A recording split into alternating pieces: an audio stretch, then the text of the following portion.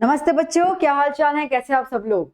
बच्चा, आज हम करने जा रहे हैं बोर्ड क्रशर क्वेश्चंस। इसका मतलब कि बोर्ड के the most important questions of science, जिसमें हम चैप्टर कवर करेंगे लाइफ प्रोसेस।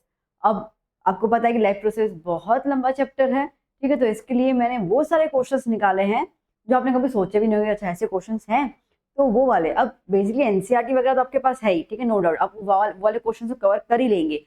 बट वो जो एक्स्ट्राऑर्डिनरी क्वेश्चंस आते हैं ना, ठीक है, जहां पे बोर्ड या स्कूल के टीचर्स बच्चों को कंफ्यूज कर देते हैं, वो वाले क्वेश्चंस में लेके आई हूँ। इसके लिए बहुत इंपॉर्टेंट है। अगर किसी भी टीचर को पेपर टफ बनाना होगा ना, तो ये वाले क्वेश्चंस आप उनके अंदर देखोगे ही देखोगे। तो शुरू करते हैं और देखते हैं कि क्या क्या क्वेश्चंस हमारे पास हैं इस स्लाइड में। So let's start with the question.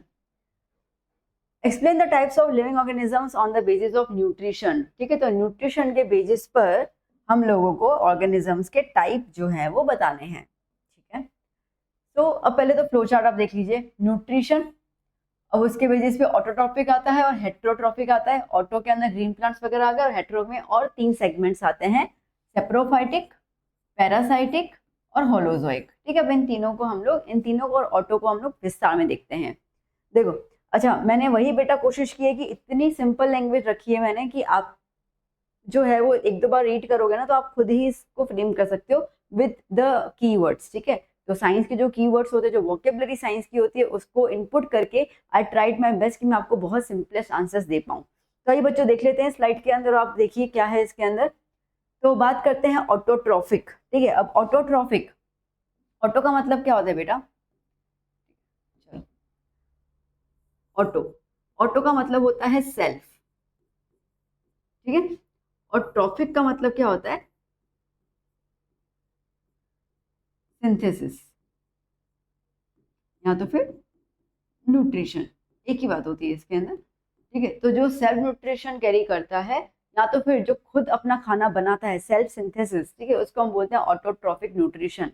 इस प्रोसेस के अंदर जो ऑर्गेनिजम्स होते हैं वो सिंपल इनऑर्गेनिक सब्सटेंस को, सिंपल इनऑर्गेनिक सब्सटेंस कौन से हो गए? कार्बन डाइऑक्साइड आ गया, वाटर आ गया, सनलाइट आ गई और क्लोरोफिल आ गया। ठीक है, ये 4। तो जो सिंपल इनऑर्गेनिक सब्सटेंसेस हैं फ्रॉम आउटसाइड, बाहर से लेते हैं, and use them to synthesise organic molecule. ठीक है, ऑर्गेनिक मॉलिक्यूल में उसको कन्वर्ट करते हैं। ऑर्गेनिक मतलब कि ग्लूकोज। ठीक है, ऑर्गेनिक मतलब क्या हो गया? ग्लूकोज में उसको वो कन्वर्ट करते हैं and then convert into the stored form of the energy. और फिर जो सरप्लस अमाउंट बच जाता है खाने का, उसको वो स्टोर करते हैं इन द फॉर्म ऑफ एनर्जी। ठीक है, नाउ एग्जाम्पल के तौर पे ग्रीन प्लांट्स जो हैं वो अपना खाना प्रिपेयर करते हैं by using carbon dioxide, water in the presence of chlorophyll and sunlight. मैंने आपको पहले ही बता दिया, उनको हम लोग इनऑर्गेनिक कंपाउंड्स बोलते हैं। The organisms having autotrophic mode of nutrition can make their own food. ठीक है, इसके लिए उनको हम क्या बोलते हैं बेटा? उनको हम बोलते हैं ऑटोट्रॉफ्स। ठीक है, यहाँ तो ऑटोट्रॉफिक ऑर्गेनिजम्स। एग्जाम्पल में ग्रीन प्लांट्स आ जाते हैं, सम बैक्टीरिया और अलगे। अलगे नीचे भूल गई मैं। ठीक है, और अलगे, ये आपके पास एग्जाम्पल के तौर पे रहते हैं। ठीक है, चलो नेक्स्ट क्या है यहाँ पर? हेट्रोट्रॉफिक। अब वो मोड ऑफ न्यूट्रिशन जहाँ पे ऑर्गेनिज्म जो है, ठीक है, वो अपना न्यूट्रिशन डिराइव करते हैं, मतलब लेते हैं बाय टेकिंग रेडीमेड, ऑलरेडी बना हुआ खाना, by taking readymade food from the dead और लिविंग प्लांट्स एंड एनिमल्स। ठीक है, फ्रॉम द डेड और लिविंग प्लांट्स एंड एनिमल्स। अब देखो, हेट्रो मतलब क्या होता है? हेट्रो मतलब डिफरेंट। ठीक है, ट्रॉपिक मतलब न्यूट्रिशन, या तो फिर लाइक हम ऐसे लाइक हेट्रो के अंदर हम एक और चीज बोल सकते हैं, डिपेंडेंट ऑन अदर। ठीक है, वैसे हेट्रो का अंदर डिफरेंट होता है, वरना आप यहाँ पे ऐसे लिख दीजिए, छोड़िए इसको, यू कैन राइट हियर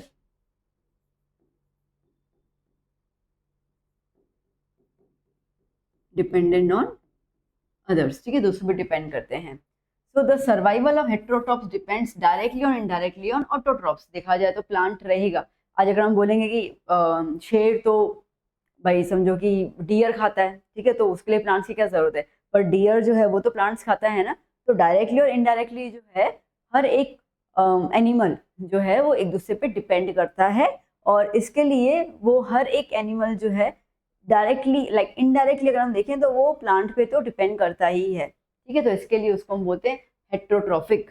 अब इसके अंदर 3 टाइप के फॉर्म आ जाते हैं, होलोजोइक, होलोजोइक, होलो मतलब क्या होता है, होलो मतलब लाइक होल, कंप्लीट, ठीक है। इस न्यूट्रिशन के अंदर जो एनिमल्स होते हैं वो कॉम्प्लेक्स सॉलिड फूड या पूरा का पूरा मटेरियल जो है वो ले लेते हैं और उसको फिर ब्रेक डाउन करते हैं इनसाइड द बॉडी।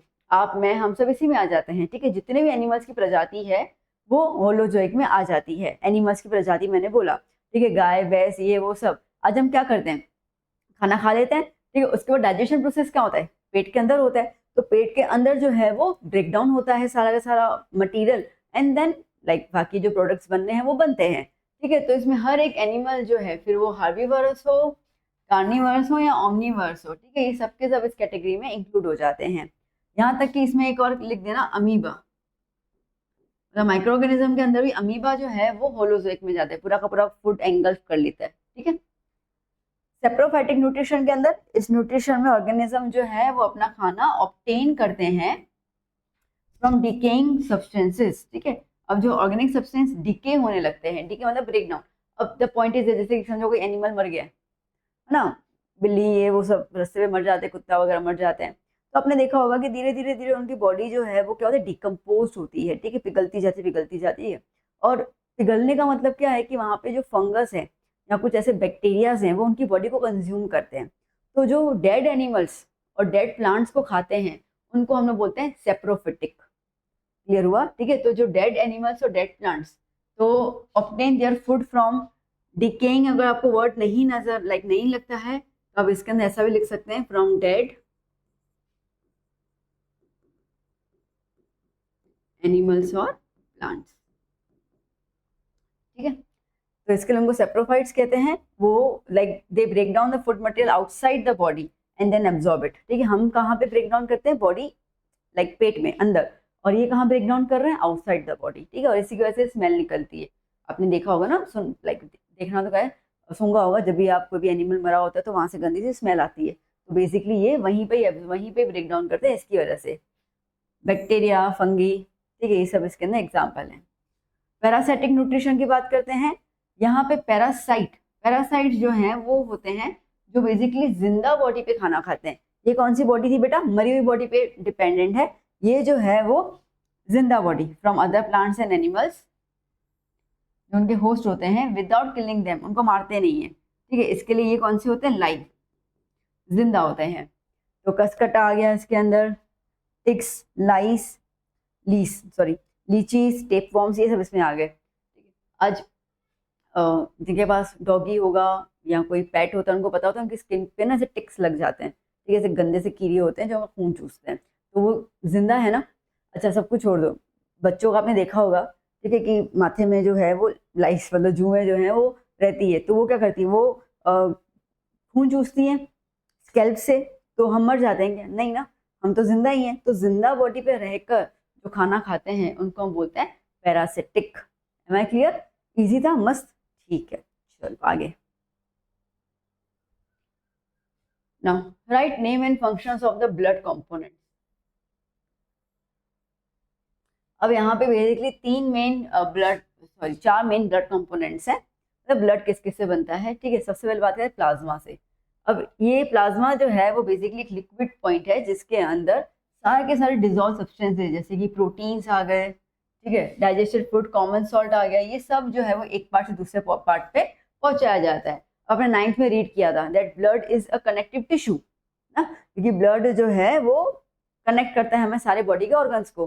कनेक्ट करने का मतलब क्या है, जितना भी मटेरियल है एब्जॉर्ब्ड वो सेल्स को और टिश्यूज को पहुंचाना, और वहां से जो लाइक वेस्ट प्रोडक्ट है वो लेके किडनी और लंग्स को पहुंचाना, इस तरीके से, ठीक है।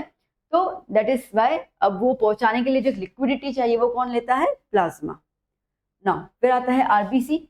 अभी ऑक्सीजन को कैरी करता है फ्रॉम द लंग्स और कहाँ पे पहुंचाता है, through all the parts of the body, ठीक है। डब्ल्यूबीसी क्या करेगा, ये इन्फेक्शन से फाइट करता है, हम लोग को डिजीज से प्रोटेक्ट करता है। प्लेटलेट्स क्या करते हैं, ये कोएगुलेशन का काम करते हैं, इसका मतलब ये क्लोथिंग ऑफ ब्लड। अगर ये वाला वर्ड नहीं समझ में आए तो ये लिख देना, क्लोथिंग ऑफ ब्लड मतलब कि ब्लड को जैसा कहीं पे कुछ अपने को लग जाता है, खून बहता है, तो 2-5-10 मिनट के बाद देखें वहाँ पे खून जम जाता है, ठीक है, तो वो जो खून जो जम जाता है ना, ठीक है, वो क्लोथिंग होता है। तो ये प्लेटलेट्स होते हैं ताकि वो ना बहता बहता जाए तो वो इंसान मर जाए, ठीक है, तो ब्लड को वहीं रोकने का काम करता है वो। डन। चलिए next,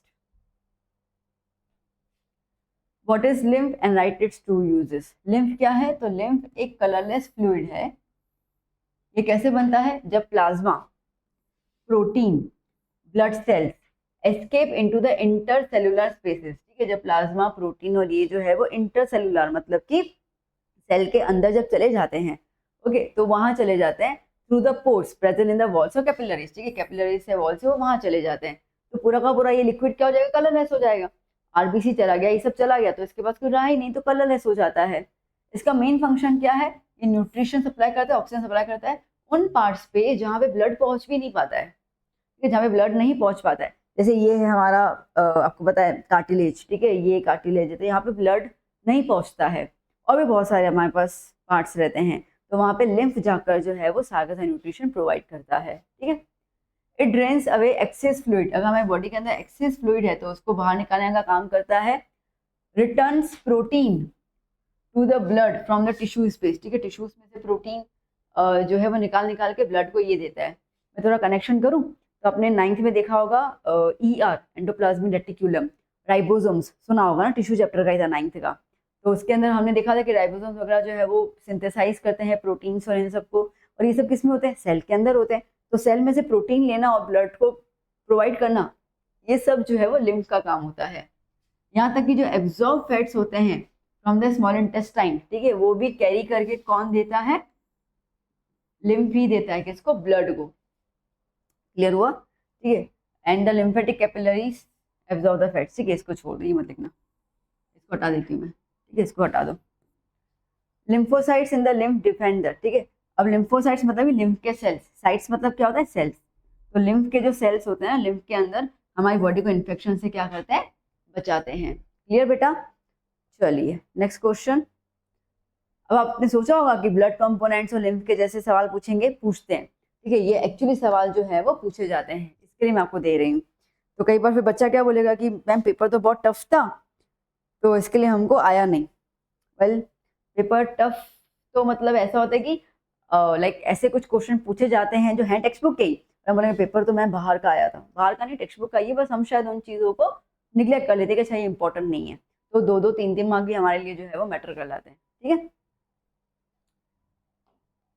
next, distinguish between aerobic respiration and anaerobic respiration.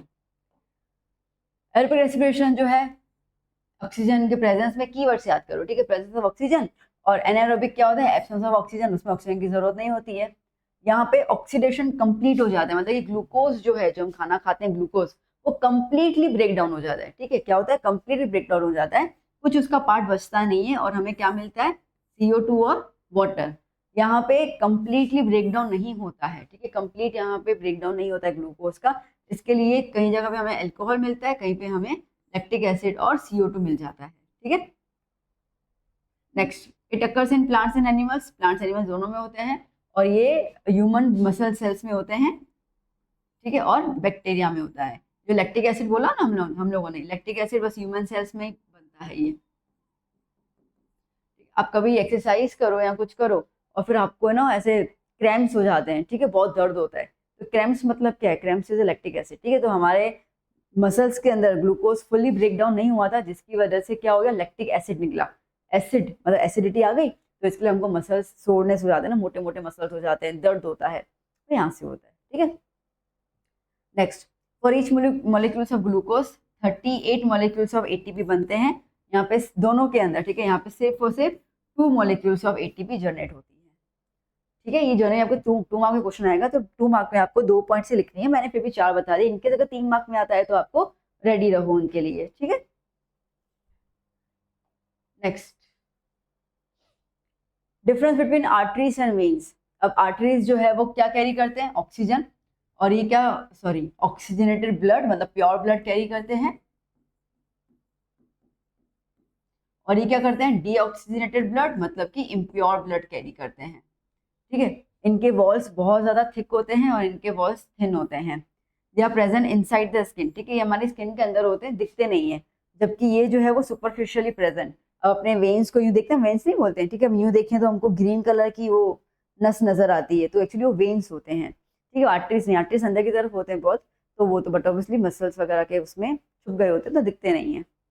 ये जो है वो ब्लड लेते हैं हार्ट से और पहुंचाते हैं बॉडी पार्ट्स की तरफ, और ये जो है वो ब्लड लेते हैं, they carry the blood towards the heart, heart की तरफ लेके आते हैं। ये हार्ट से लेता है, okay, they carry blood away from the heart to the body parts की तरफ पहुंचाता है ये, okay, they carry blood from body parts towards the heart, heart की तरफ पहुंचाता है, ठीक है। तो अगेन इसके भी हम लोगों ने 4 डिफरेंसेस देख लिए। नाउ आर्ट्रिया एंड वेंट्रिकल्स, या तो कई बार अगर आपको आर्ट्रियम भी आता है, आर्ट्रियम भी लिखा हो तो एक ही बात है, ठीक। चलिए, आपको पता है जो हार्ट होगा हमारा, ठीक है, तो हार्ट में जो अपर चैम्बर्स हैं उनको आर्टरीज कहते हैं, तो अपर चैम्बर्स ऑफ द हार्ट इसको आर्ट्रिया कहेंगे, एंड जो लोअर चैम्बर है उसको हम कहेंगे वेंट्रिकल्स। ये थिन वॉल्ड होते हैं, वो थिक वॉल्ड होते हैं, ध्यान देना, कंफ्यूज मत होना, हाँ कंफ्यूज मत होना। हमने जो आर्टरीज देखा, ये रहा आर्टरीज, आर्टरीज मतलब कि वो नसें जो ब्लड कैरी करती हैं और उनका क्या है, थिक है। और अभी हम क्या बोल रहे हैं, आर्ट्रियम बोल रहे हैं, आर्ट्रिया बोल रहे हैं, इसका मतलब ये है कि आर्ट्रिया जो है वो चैम्बर है, ठीक है, और उसके वॉल्स कैसे हैं, थिन है, यहाँ पे ब्लड रिसीव होता है, atria receiving chambers, okay, atria are blood receiving chambers लिख देते हैं, and ventricles are the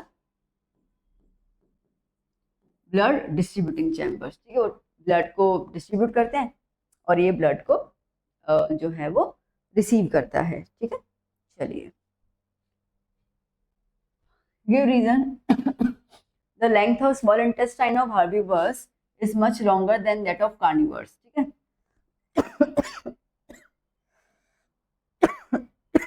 sorry,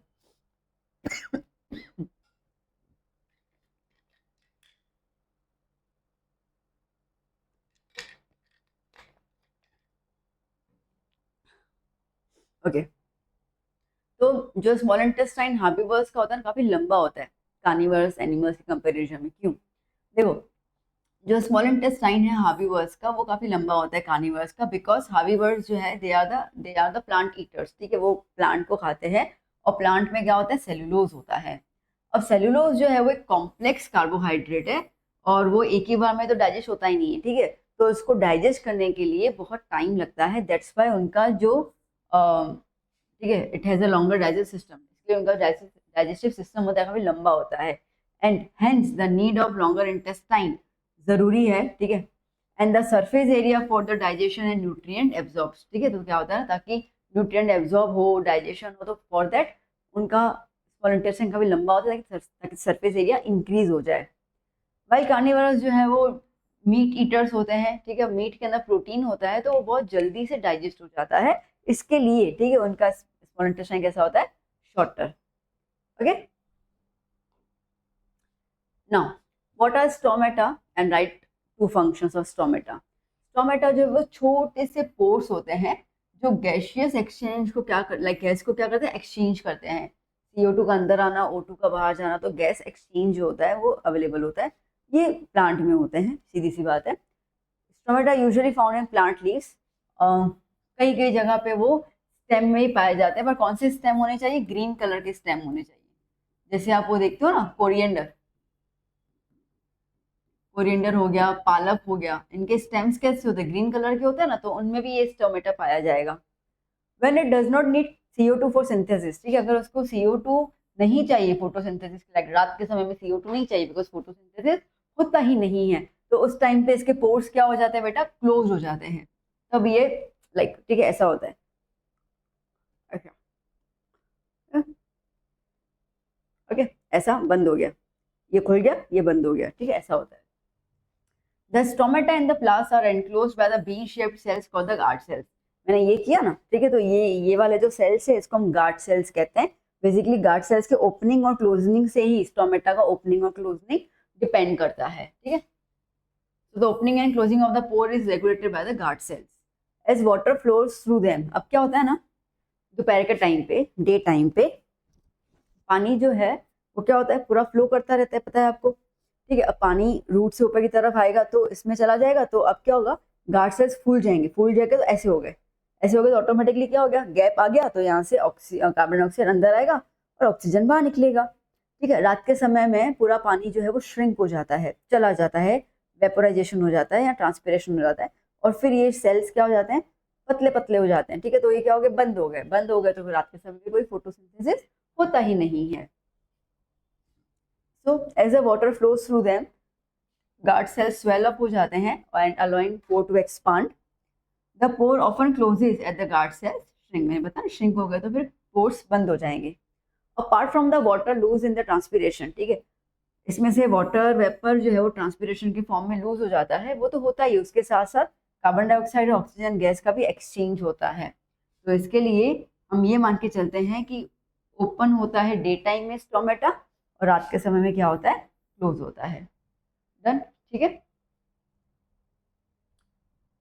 okay, सो ये देखो, ये है यहाँ पर, ये है गार्ड सेल्स, बीन का राजमा जो शेप होता है ना वैसा रहता है, ये स्टोमेटल ओपनिंग, ठीक है, ये वाला,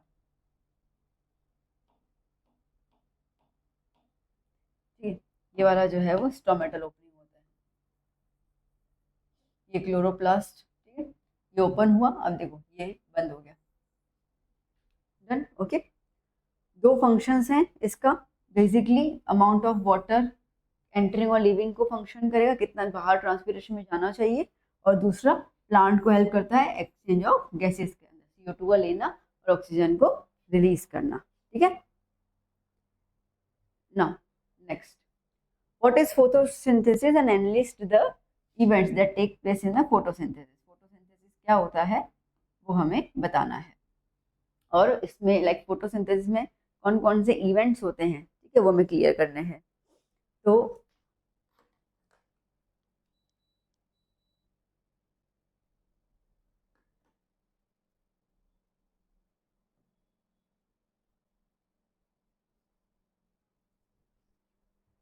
देखो, व्हाट इज फोटोसिंथेसिस, तो photosynthesis is a process by which green plants जो है, ठीक है, क्या ग्रीन प्लांट्स जो है वो लाइट एनर्जी को कन्वर्ट करते हैं into the chemical energy, light energy को कन्वर्ट करते हैं chemical energy, specially in the form of glucose, ठीक है, using the carbon dioxide and water. तो सिंपल सिंपल सा है, क्या हुआ इसके अंदर, देखो, carbon dioxide, water in the presence of sunlight and chlorophyll, इसमें कन्वर्ट हो जाएगा, ये कन्वर्ट हो जाएगा ग्लूकोज के अंदर, C6H12O6, ठीक है, ये कन्वर्ट हो गया ग्लूकोज के अंदर, और कार्बन और ऑक्सीजन जो है वो गैस बाहर निकल जाता है, ठीक है, ये फॉर्म रहता है। बैलेंसिंग आप कर सकते हो यहाँ पर, ये इक्वेशन आपको रहता है, ठीक, कई बार तो आपसे 1 मार्क में यही पूछा जाएगा, राइट द इक्वेशन फोटोसिंथेसिस, तो आपको ये वाली इक्वेशन लिख के आने विथ बैलेंसिंग, याद करना, ठीक है। अब इसमें होता क्या है समझना ध्यान से, बहुत प्यारा सा पॉइंट है। सबसे पहले क्लोरोफिल जो है बेटा वो क्या करेगा, लाइट एनर्जी को एब्जॉर्ब करेगा, ठीक है। इमेजिन करो भाई, लीफ है, लीफ ग्रीन कलर का है, वो सनलाइट की एनर्जी को क्या कर रहा है, एब्जॉर्ब कर रहा है। डन, ठीक है।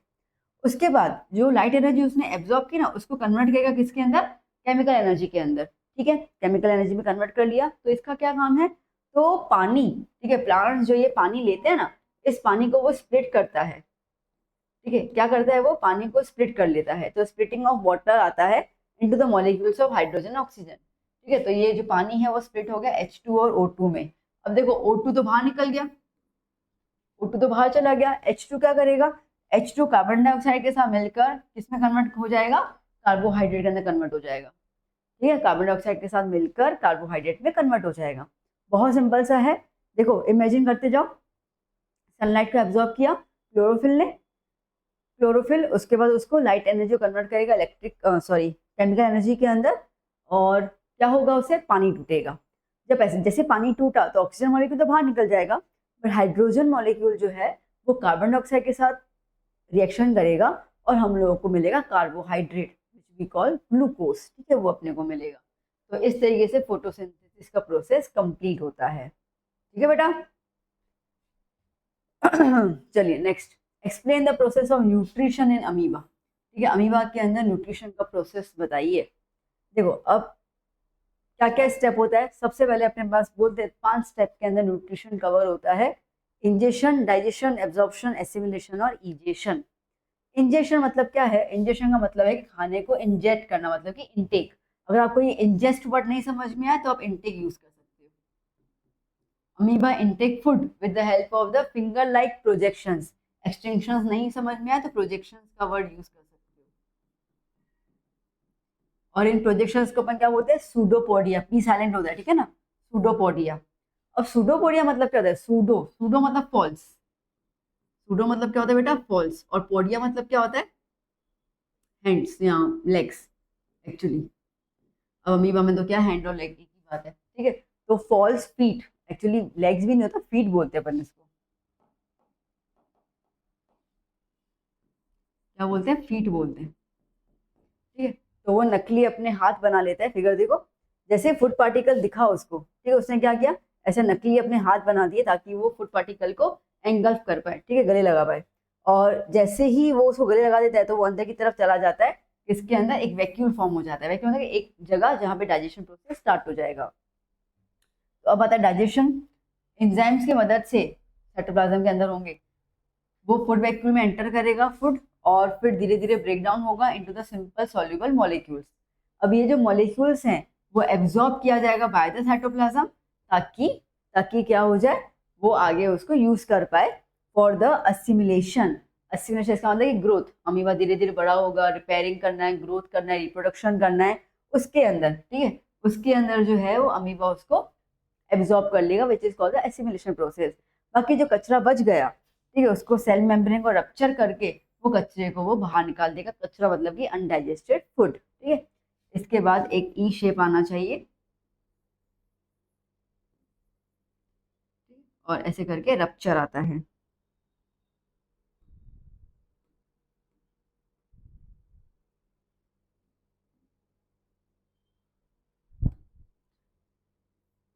सेल क्या हो गया, रप्चर हो गया, और ये सारा का सारा जो फूड है वो क्या हो जाएगा, बाहर की तरफ निकल जाएगा, ठीक है। तो एक वाला शेप ही वाला ऐड कर लेना है इसके अंदर। तो 5 step, 5 shape, 5 form, done, clear, आसान था। Ingestion, digestion, absorption, assimilation, egestion. Ingestion में खाना लेना है, डाइजेशन में खाना डाइजेस्ट करना है, पूरा पचाना है, उसको ब्रेक डाउन करना है। एब्जॉर्प्शन में खाना जो है उसको एब्जॉर्ब करना है, न्यूट्रिएंट्स को। एसिमिलेशन के अंदर उन न्यूट्रिएंट्स की मदद से ग्रोथ और रिपेयरिंग का काम करना है, एंड द वेस्ट प्रोडक्ट जो बच गया अनडाइजेस्टेड फूड उसको बाहर निकाल देना है। Simply quick answer, 5 marks, clear, okay. चलिए now explain different ways to release energy from the food material in diverse organisms, ठीक है। तो एनर्जी किस तरीके से टूटती है वो हमें बताना है। अब देखो इसका पूरा आपको उसमें भी है, टेक्स्ट बुक में पूरा डायग्राम दिया हुआ है। सबसे पहले ग्लूकोज जो है वो कन्वर्ट होता है पायरुवेट के अंदर, ठीक है। अब ग्लूकोज के मॉलिक्यूल क्या होते हैं, C6H12O6, मतलब कि ग्लूकोज कंटेन्स, ठीक है, ग्लूकोज कंटेन्स 6 कार्बन, और पहले वो टूटेगा पायरुवेट के अंदर, पायरुवेट मतलब कि इट कंटेन 3 कार्बन, ठीक है। तो पायरुवेट जो है वो 3 कार्बन में कन्वर्ट हो जाता है, मतलब कि ग्लूकोज टूटा और 3 कार्बन में कन्वर्ट हो गया, 6 की बजाय 3 हो गए। अब पायरुवेट के बाद जो है वो मेन कहानी शुरू होती है। अच्छा एक और चीज, जो ये ग्लूकोज है ना, ग्लूकोज का पायरुवेट में कन्वर्ट होना, ठीक है, ये कहाँ पे होता है, ध्यान देना।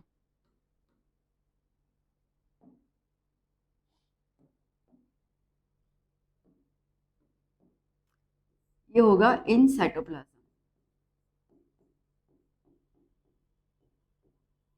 ठीक है। तो ग्लूकोज पायरुवेट में कन्वर्ट होता है इन साइटोप्लाज्म, ठीक है। पॉइंट्स को समझना, आपके बुक में है, ये है, इसमें थोड़ा सा प्रिंट ठीक नहीं हुआ है, ओके। अब क्या होगा, अब इसमें लाइक 3 फॉर्म आते हैं। एक आता है एप्सन, मतलब ऑक्सीजन है ही नहीं। एक आता है लो अमाउंट ऑफ ऑक्सीजन, मतलब कि बहुत कम ऑक्सीजन है। ये दोनों प्रोसेस को अपन बोलते हैं एनएरोबिक एंड फर्मेंटेशन, ध्यान देना। जिसमें ऑक्सीजन नहीं है उसको आप बोलोगे एनएरोबिक। जिसमें कम अमाउंट ऑफ ऑक्सीजन है उसमें जो प्रोसेस होगा उसको हम बोलेंगे फर्मेंटेशन। जिसमें बहुत ज्यादा ऑक्सीजन अवेलेबल है इसको हम बोलेंगे एरोबिक। इतना पॉइंट क्लियर हो गया ना? ओके। अब क्या होता है जब ऑक्सीजन बहुत कम है, ध्यान देना मैं क्या कह रही हूँ, ठीक है, जब सॉरी ऑक्सीजन है ही नहीं, जब ऑक्सीजन है ही नहीं तो क्या होगा, लैक्टिक एसिड बनेगा और एनर्जी निकलेगी। एनर्जी कितनी निकलती है? 2 एटीपी, हमने पहले भी देख लिया था। और जब ऑक्सीजन बहुत कम है तो क्या बनेगा? इथेनॉल, कार्बन डाइऑक्साइड और energy, that is a fermentation process. ठीक है। जब फुल अमाउंट ऑफ ऑक्सीजन होता है तो CO2 बनेगा, H2O बनेगा और 38 अमाउंट ऑफ ATP बनेगी। डन? ठीक है, तो ये हमारे पास 3 फॉर्म्स रहते हैं, ध्यान देना 3 फॉर्म्स रहते हैं, एक एब्सेंस, एक लो अमाउंट और एक प्रेजेंस। ठीक है, क्लियर?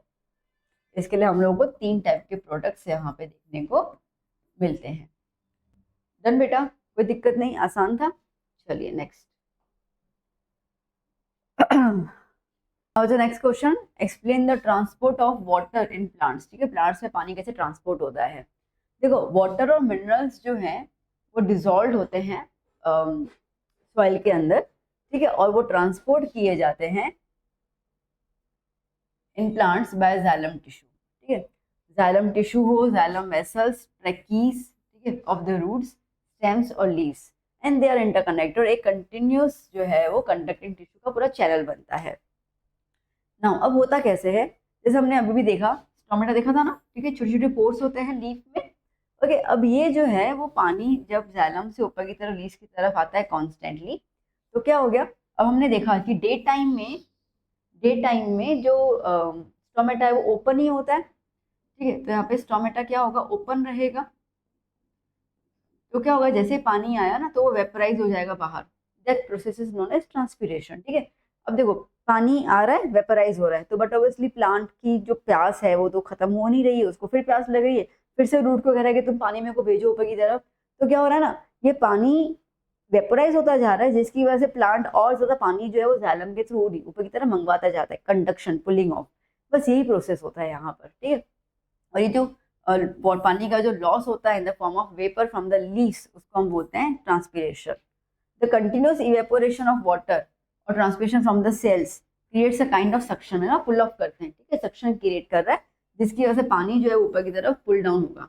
ये भाई कैसे हम जूस पीते हैं स्ट्रॉ से, तो स्ट्रॉ पूरा वैकेंट है, ठीक है, हमको प्यास लगी, हम क्या करें, ऐसे पीते हैं ना, तो पूरा पानी ऊपर आता है ना। बस जैसे हम लोग स्ट्रॉ में से जूस पीते हैं ना, सेम टेक्निक जो है वो प्लांट यूज करता है पानी को ऊपर की तरफ खींचने के लिए थ्रू द जाइलम वेसल्स। ठीक है, एंड दस transpiration helps in upper movement, और इसकी वजह से अब ट्रांसपीरेशन है, ठीक है, पानी लॉस हुआ तो पानी ऊपर की तरफ आएगा नीचे से। अगर पानी लॉस नहीं होगा तो ट्रांसपीरेशन नहीं हुआ तो फिर पुलिंग ऑफ वाटर भी नहीं होगा। ठीक है, तो इस तरीके से पानी और उसके जो भी मिनरल्स है वो ट्रांसपोर्ट होते हैं।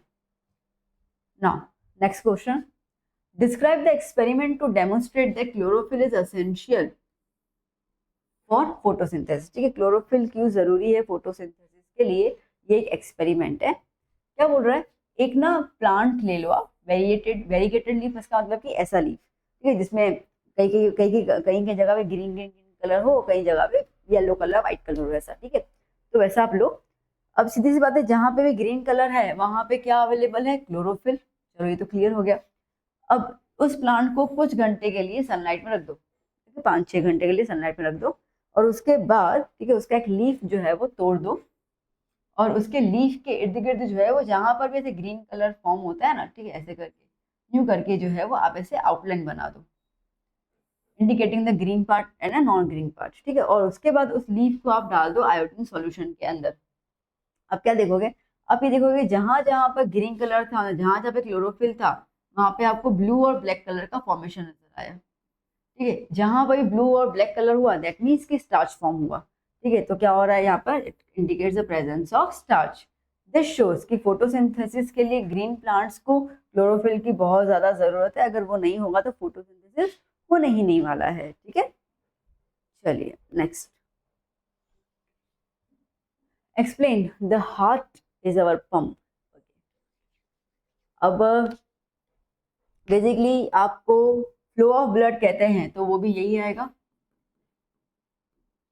ब्लड कैसे फ्लो होता है इसका आंसर भी सेम ही हो जाएगा, ठीक है। अब देखो ह्यूमन हार्ट जो है वो पंप की तरह एक्ट करता है, जहाँ पे पूरी बॉडी में ब्लड को सर्कुलेट किया जाता है। हमें पता है कि हमारा हार्ट एक मस्कुलर ऑर्गन है जिसके अंदर 4 चैम्बर्स हैं, ऊपर की तरफ आर्टरिया और नीचे की तरफ वेंट्रिकल्स। वो तो हमने डिफरेंस भी देख लिया क्या होता है, ठीक है। हार्ट जो है वो एक रिदमिक कॉन्ट्रैक्शन और रिलैक्सेशन करता है, ठीक है। Contract relax. ये कॉन्ट्रैक्ट रिलैक्स से रिलैक्सेशन से आवाज आई धक धक धक धक, वो जो आवाज है तो इसी के हिसाब से आती है। अगर ऐसे धक धक नहीं आती है, बट ठीक है, उसको हम वैसे साउंड फॉर्म दे रहे हैं, एनोमोटोपिया, ठीक है। तो वो रिलैक्सेशन हो रहा है और जिसकी वजह से प्रेशर क्रिएट होता है। ये प्रेशर जो क्रिएट होता है वहीं से जो है वो ब्लड फ्लो होना शुरू हो जाता है। अब इसमें क्या होगा, इसमें होता क्या है, देखो सुनना ध्यान से। जो डीऑक्सीजनेटेड ब्लड है, इम्प्योर ब्लड, डीऑक्सीजनेटेड ब्लड सबसे पहले आता है राइट आर्ट्रियम में, ठीक है। राइट आर्ट्रियम से, ठीक है, देखो मूव राइट आर्ट्रियम, और फिर वो कहाँ चला जाएगा, राइट वेंट्रिकल में।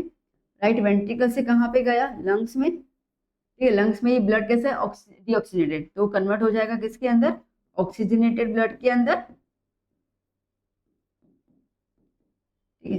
ये ऑक्सीजनेटेड ब्लड जो है, उसके बाद ये पूरा ब्लड जो है वो आएगा किसके पास, लेफ्ट आर्ट्रियम के पास आएगा, ठीक है। लेफ्ट आर्ट्रियम से हो जाएगा लेफ्ट वेंट्रिकल में, लेफ्ट वेंट्रिकल से एओर्टा से पूरी बॉडी के अंदर ट्रांसपोर्ट हो जाएगा। ये पूरा सिस्टम रहता है, ठीक है। डीऑक्सीजन ब्लड आया आर्ट्रियम में, वेंट्रिकल में जाएगा, राइट वाले में लंग्स में जाएगा, लंग्स से ऑक्सीजनेटेड ब्लड बन गया, वहां से वो आर्ट्रियम गया लेफ्ट में, लेफ्ट वेंट्रिकल में, फिर एओर्टा में और फिर बॉडी के पार्ट्स में, ठीक है। अब देखो वही पूरा लिखा हुआ है, oxygenated blood from the lungs enter the left atrium, moves to the left ventricle and is then pumped to the rest of the body. Heart के पास वेल्व्स होते हैं, ठीक है, ट्राइकस्पिड वेल्व, बाइकस्पिड वेल्व और एओर्टिक वेल्व्स। अब यहाँ पे आर्ट्रियम से राइट वेंट्रिकल में हो जाएगा ट्राइकस्पिड वेल्व, लेफ्ट आर्ट्रियम से लेफ्ट वेंट्रिकल में हो जाएगा बाइकस्पिड वेल्व। वेल्व मतलब क्या होता है, वो ब्लड को प्रिवेंट करता है पीछे की तरफ फ्लो बैक होने से, ठीक है। और एओर्टा से बॉडी के पार्ट्स को हम क्या बोलते हैं, एओर्टिक वेल्व्स, ठीक है, which ensures the one way flow of blood, ठीक है, एक ही रास्ते में जाए, प्रिवेंट पीछे की तरफ ना आए। नाउ अब हार्ट एक सेंट्रल ऑर्गन है, ठीक है, जिसके अंदर ब्लड वेसल्स भी हैं, मतलब कि आर्टरीज भी हैं और वेन्स भी और कैपिलरीज भी है। तो ये सब मिलकर जो है वो एक साथ काम करते हैं, जिसकी वजह से ऑक्सीजन भी डिलीवर होता है, न्यूट्रिएंट्स भी डिलीवर होते हैं और जो वेस्ट मटेरियल है वो भी रिमूव होता है फ्रॉम द प्रोडक्ट्स, ठीक है। डन, इजी द पंपिंग है इसके हिसाब से। नाउ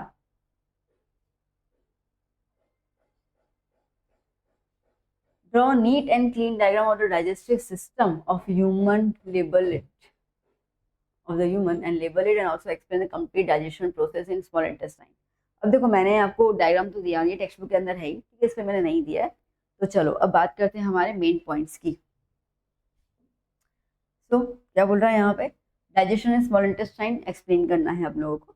देखो स्मॉल इंटेस्टाइन वो साइट है जहाँ पे कंप्लीट डाइजेशन भी हो जाता है और कंप्लीट एब्जॉर्प्शन भी हो जाता है।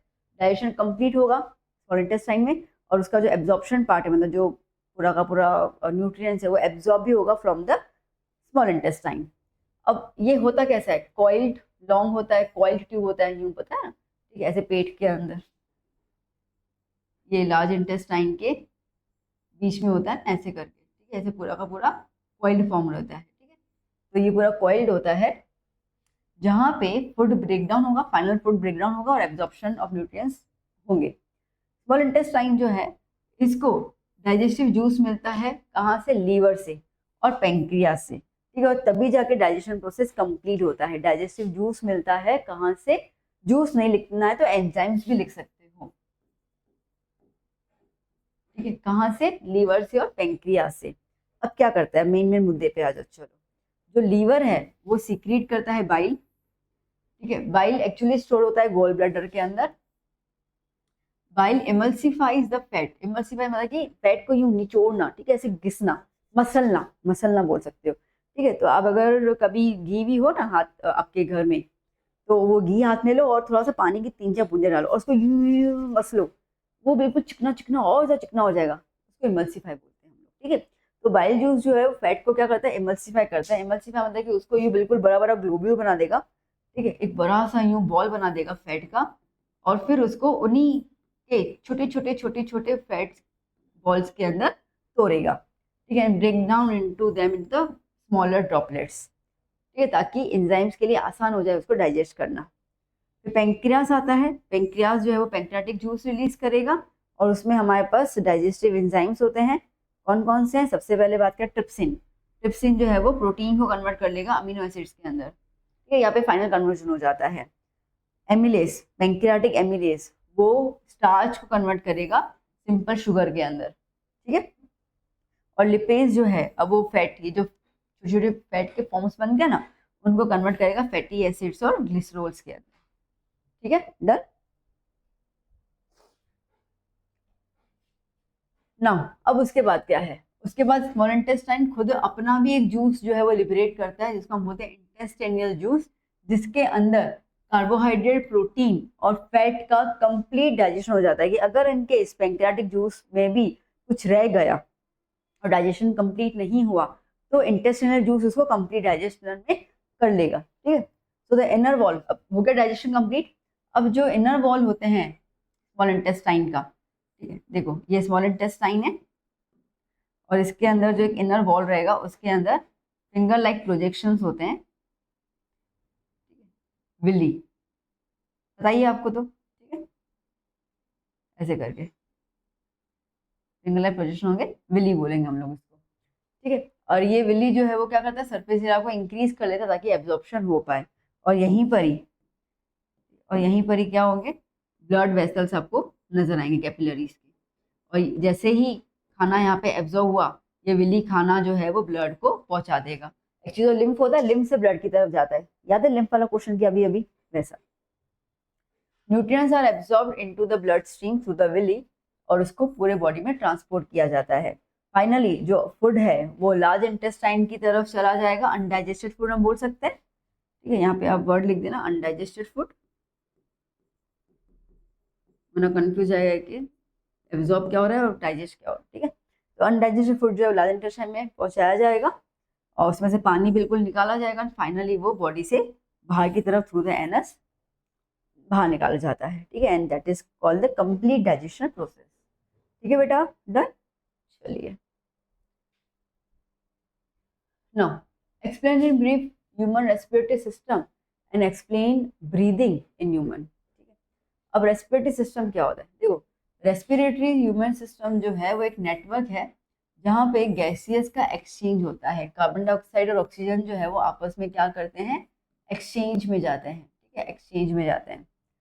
अब बेसिकली क्या होगा, ऑक्सीजन जो है वो बॉडी के पार्ट्स की तरफ पहुंचाया जाएगा, bringing oxygen into the body and expelling carbon dioxide. CO2 को बाहर निकालते हैं, O2 को अंदर लेते हैं हम लोग।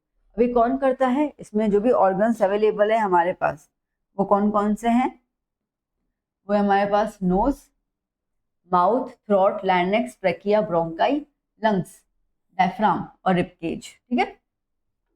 जो नोज और माउथ है वो अलाउ करेंगे एयर को अंदर की तरफ एंटर होने के लिए, लिया, मुंह से भी लेते हैं हम लोग, ठीक है। नोज और माउथ जो है वो एयर को एंटर कर रहे हैं।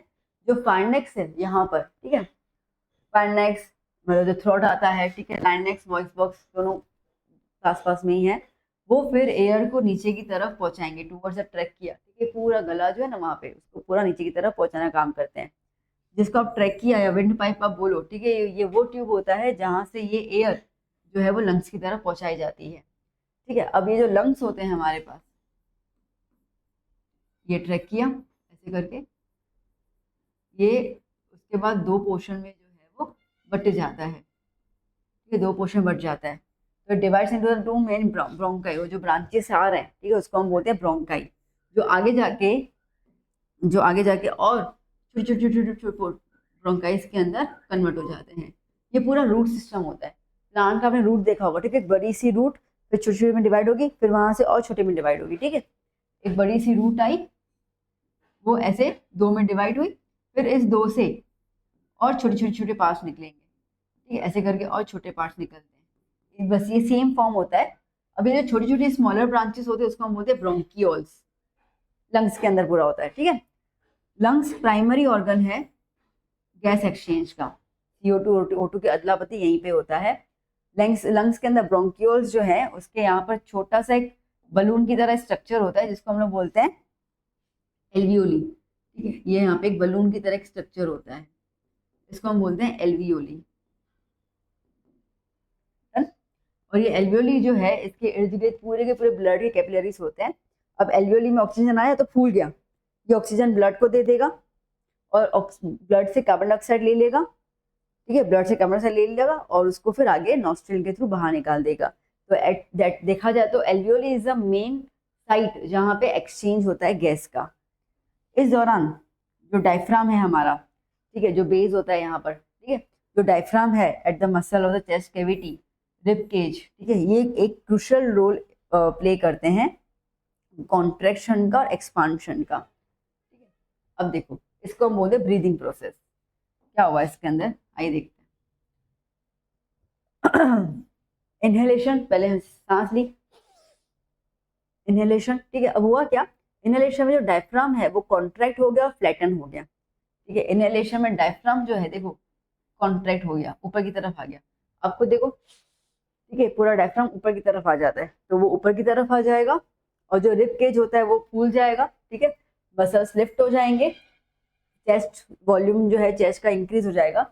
This create a low pressure inside the lungs. ठीक है, और लंग्स के अंदर क्या होगा, प्रेशर कम हो जाएगा बाहर के कंपैरिजन में, जिसकी वजह से एयर जो है वो अंदर की तरफ इनहेल हो पाएगी। अब हो गई, अब एक्सचेंज हो जाएगा। ठीक है, जैसे मैंने लिया, अब अंदर की तरफ जो है वो O2 और CO2 का एक्सचेंज हो गया। अब CO2 मेरे पास आ गया, ठीक है, ब्लड लंग्स के अंदर CO2 चला गया, बाहर निकालूंगी, निकाल दिया मैंने। तो अब क्या हो गया, अब डायफ्राम रिलैक्स हो गया। ठीक है, ऐसे किया तो डायफ्राम रिलैक्स हो गया, तो अभी डायफ्राम जो है वो क्या हो जाएगा, रिलैक्स हो जाएगा, चेस्ट कैविटी लो डाउन हो जाएगी। ठीक है, वॉल्यूम कम हो जाएगा, प्रेशर अंदर की तरफ बढ़ जाएगा और बाहर की तरफ कम है। ठीक है, अब ऑक्सीजन जो इनहेल्ड हुआ through the thin walls of alveoli कहाँ पे जाएगा, ब्लड के पास।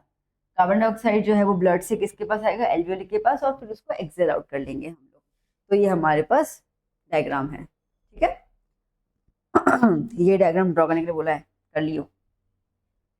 Now next, explain the excretory system of human beings. ठीक है, ह्यूमन बींग्स के अंदर एक्सक्रीटरी सिस्टम को हमें एक्सप्लेन करना है। चलो करें, ओके। अब excretory system in human is a group of organs जो बेसिकली वेस्ट प्रोडक्ट को ब्लड से रिमूव करना का काम करता है। अब इसमें कौन कौन से ऑर्गन्स होते हैं, kidney, ureters, urinary bladder and urethra. ठीक है, अब बात करते हैं kidney. Kidney bean shape structure है, आपके सामने ही है। ठीक है, देखो बीन शेप के दो स्ट्रक्चर है, स्टोमेटा के गार्ड सेल्स और किडनी। ठीक है ना, ध्यान देना। तो बीन शेप स्ट्रक्चर है और यही मेन फिल्ट्रेशन का ऑर्गन है। यहाँ पे ब्लड जो है वो आता है, अपने वेस्ट मटेरियल को रिमूव कर लेता है। कौन से waste material, urea, salt, water और यूरिन के फॉर्म में कन्वर्ट हो जाता है। ठीक है, तो किडनी में वो, अब जैसे वो खत्म हो गया तो अब ये जो यूरिन है वो यूरेटर के थ्रू किस में आएगा, यूरिनरी ब्लैडर के अंदर। So ureters are the tubes carrying urine from the kidney to the bladder. Bladder में क्या हो जाता है, ब्लैडर के अंदर यूरिन जो है वो स्टोर रहता है। ठीक है, जब तक पूरा कंप्लीटली फिल नहीं हो जाता है फिर हमको अर्ज होता है कि नहीं में वॉशरूम जाना है। ठीक है, तो वो फिल्ड हो जाता है। तो it is a muscular sac stores urine until it excreted, मतलब बाहर निकाल दे। फिर आता है यूरेथ्रा, ये रहा ओपनिंग जहां से यूरिन को बाहर निकाला जाता है। Carries urine from the bladder to the outside of the body. ठीक है, सिंपल। चलो अब कंटिन्यूटी में क्या है हमारे पास, जो ब्लड है वो किडनी की तरफ एंटर करता है, पूरे वेस्ट प्रोडक्ट्स लेके आएगा, वाटर लेके आएगा। किडनी के अंदर जो नेफ्रॉन है, मतलब कि छोटे छोटे पार्टिकल्स होते हैं, छोटे छोटे से ट्यूब्स होते हैं किडनी के अंदर। तकरीबन तकरीबन बोलो ना तो 10 लाख जितने नेफ्रॉन्स किडनी के अंदर होते हैं।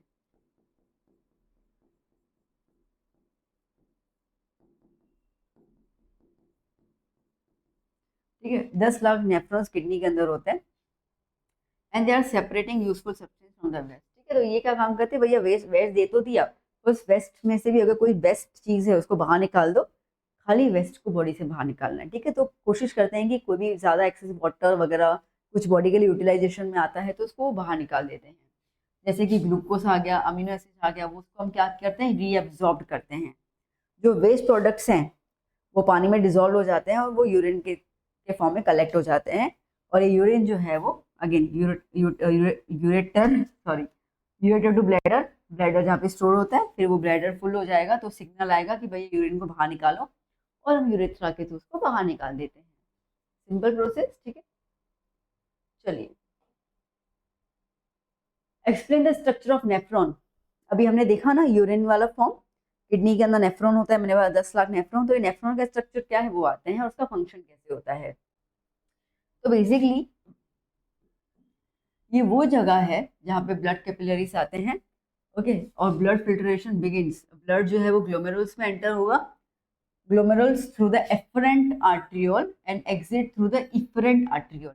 एफरेंट मतलब कि वो आर्टरी, मैं फिर से बोल रही हूँ, एफरेंट मतलब कि वो आर्टरी जो ब्लड को, कौन सा, इम्प्योर ब्लड, ठीक है, जिसके अंदर बहुत ज़्यादा वेस्ट मटेरियल है, उसको लेके आती है किडनी की तरफ, और जो अच्छा ब्लड है वो लेके जाता है किडनी से, कौन, एफरेंट आर्ट्रियोल, ठीक है। अब ये होता कैसे है, आपको फिगर है, आपके टेक्स्ट में फिगर है, अच्छा रंग बिरंगी।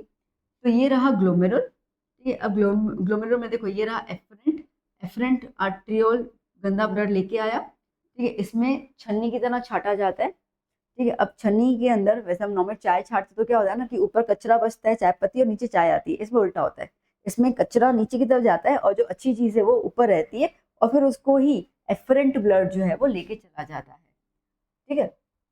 तो एक कप शेप स्ट्रक्चर है ग्लोमेरुल का, ये फिल्ट्रेट पूरा कलेक्ट करता है, ठीक है। अब ग्लोमेरुल से बोमेंस कैप्सूल की तरफ ये पूरा फिल्ट्रेट नीचे की तरफ आ गया, ठीक है, डन। आगे अब आता है प्रॉक्सिमल कॉन्वोल्यूटेड ट्यूब्यूल, ये वाला जो स्टार्टिंग में जो टेरा मेरा पार्ट है ना, उसको हम पीसीटी बोलते हैं, प्रॉक्सिमल कॉन्वोल्यूटेड ट्यूब्यूल। अब ये क्या करता है, it is a first part of the tubule, जहाँ वोमेंस कैप्सूल के नजदीक में ये बहुत ज्यादा कोइल्ड होता है, मतलब टेरा मेरा होता है, और ये वही जगह होती है जहाँ पे रीअब्जॉर्प्शन का प्रोसेस चलता है। ग्लूकोज, अमीनो एसिड्स, बहुत सारी चीजें, वाटर वगैरह, अगर ऐसा लगता है कि भैया वेस्ट नहीं है तो यूजफुल चीजें हैं, तो फिर से रीअब्जॉर्प्शन का काम कहाँ पे चलेगा, यहीं पे ही चलेगा, ठीक है। फिर आता है लूप ऑफ हेनले, ये रहा नीचे की तरफ, यू शेप का फॉर्म, ठीक है। This U-shaped structure plays a crucial role in regulating the water and salt balance. ये पानी को रेगुलेट करता है, सॉल्ट को बैलेंस करता है, कितना बॉडी के अंदर सॉल्ट अवेलेबल होना चाहिए, कितना बाहर निकालना चाहिए, वो सब कुछ यहाँ पे तय होता है। फिर आप देखो, फिर से ऊपर की तरफ गया और फिर से तेरा मेरा ट्यूब बन गया, ठीक है। अब वो पीछे की तरफ है, उसको हम बोलेंगे DCT, मतलब कि distilled convoluted tube. Again it is another coiled part of tubule जहाँ पे रीअब्जॉर्प्शन का काम होगा। फाइनली सब कुछ रीअब्सॉर्ब हो गया। अब जो गंदा खून है, सॉरी जो पानी है, so this duct receive the filtrate from the multiple nephron, बहुत सारे नेफ्रॉन, एक तो है नहीं, ठीक है, ये रहा कलेक्टिंग डक्ट। अब देखो यहाँ पे आया, यहाँ से आएगा, यहाँ से नेफ्रॉन का कनेक्शन है, यहाँ से ये सब नेफ्रॉन कनेक्शन है, ठीक है। तो न जाने कितने नेफ्रॉन कनेक्टेड होंगे और यूरिन को यहाँ पे पास करेंगे, और यूरिन जो है वो यहीं से ही कलेक्ट होके जाएगा। अब यहाँ से ये वाला जो है ना, यहाँ से क्या आएगा, यहाँ से आएगा वो यूरेटर, मतलब कि वो ट्यूब्स जो थी ना, ये यहीं से वो निकलती है ट्यूब, ठीक है, जो यूरिन को लेके निकलती है, ठीक है, डन बेटा।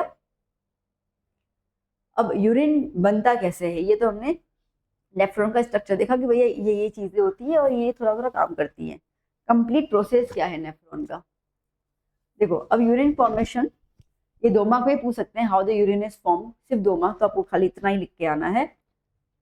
सबसे पहले है फिल्ट्रेशन, ठीक है। हमने देखा कि ब्लड जो है वो ग्लोमेरुल्स में एंटर करेगा and due to the pressure water और जो सॉल्यूट चीजें हैं, मतलब सॉल्ट आप लिख सकते हो, ठीक है, वो जो है वो फिल्टर्ड हो जाएंगे into the Bowman's capsule as the filtrate floats, ठीक है। अब ये बोमेंस कैप्सूल था, अब यहाँ पे ये जो फिल्ट्रेट है वो जब नीचे की तरफ आएगा, फिल्टर मतलब कि छना हुआ पानी, ठीक है, वो जब नीचे की तरफ आएगा तो उसका सब्सटेंस जैसे ग्लूकोज है, अमीनो एसिड्स है, वाटर है, वो सब रीअब्सॉर्ब हो जाएगा पीसीटी के फॉर्म में, जो हमने अभी भी देखा सेम ही है देखा जाए तो, बस मैंने यहाँ पे वो नहीं दिया हुआ कि पीसीटी है, वो मैंने वो इंक्लूड नहीं किया है।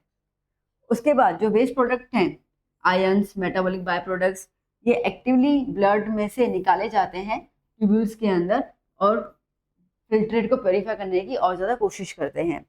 जो रिमेनिंग फ्लूइड है, ठीक है, जो यूरिन बन चुका है अभी, वो कलेक्टिंग डक्ट्स के पास चला जाएगा and eventually excreted from the body, body से निकल जाएगा through the bladder and the urethra. ठीक है, तो जो हमने लास्ट वाला देखा ना पीछे, वही सारी चीज़ें हैं। वहाँ पे हम देखो प्रोसेस तो सेम ही है ना राजा, ठीक है, प्रोसेस तो यहाँ पे सेम ही है। पॉइंट क्या है? पॉइंट है कि हम पे फंक्शंस की बात कर रहे हैं हर एक ऑर्गन का, यहाँ पे उन्हीं फंक्शंस को हम ऑर्गन के अलावा पूरा प्रोसेस में बता रहे हैं। बात तो सेम आई, ठीक है। चलिए, carefully observe the figure and given below and answer the following question. Identify the part from the above which flattens during inhalation. Diaphragm अभी अभी हमने देखा था।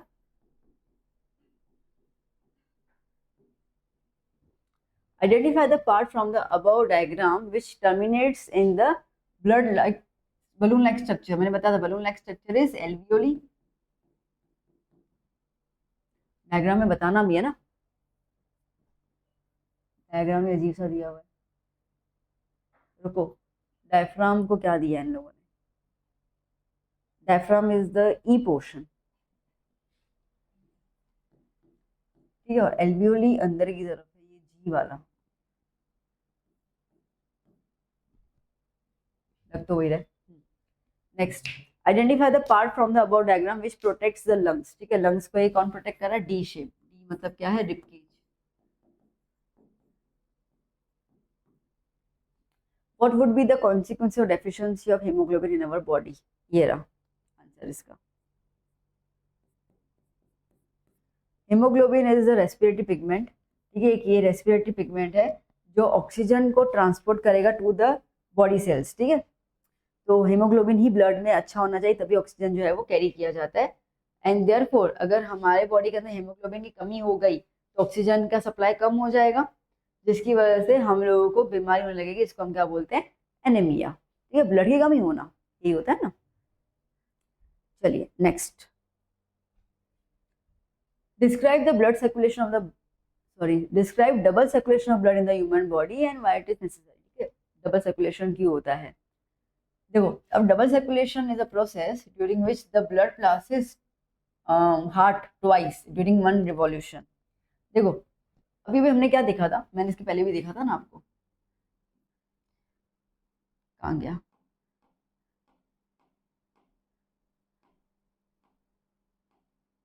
ओके, देखो, डीऑक्सीजनेटेड ब्लड वो आ रहा है राइट आर्ट्रियम, मतलब कि किसके पास आया? हार्ट के पास आया है, यहाँ पर राइट आर्ट्रियम में। ठीक है, राइट वेंट्रिकल, ये वो लंग्स के पास गया, लंग्स के पास फिर से कहाँ पे आया? लेफ्ट आर्ट्रियम में, मतलब किसके पास आया? हार्ट। ठीक है, तो हार्ट में ब्लड दो बार आता है, एक गंदा बन के आता है और फिर दूसरी बार अच्छा वाला ब्लड बन के आ जाता है, pure. That's why it is called double circulation. और तो क्या ही, ठीक है, इसी के लिए इसको हम लोग बोलते हैं डबल सर्कुलेशन।